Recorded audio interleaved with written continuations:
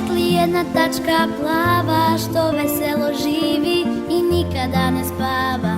Vrti oko se, oko sunca juri, nikada ne staje, ko da nekud žuri. Poštovanjem velikim s njom se ponaša,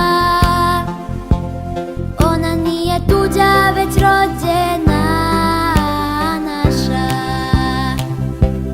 To je naša zemlja, ona je naš dom, nosimo je zato svi u srcu svom.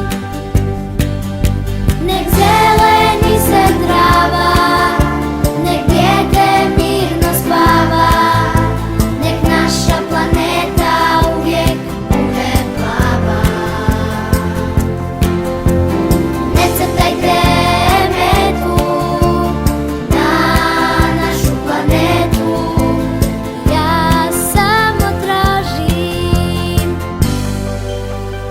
ljubav za nju.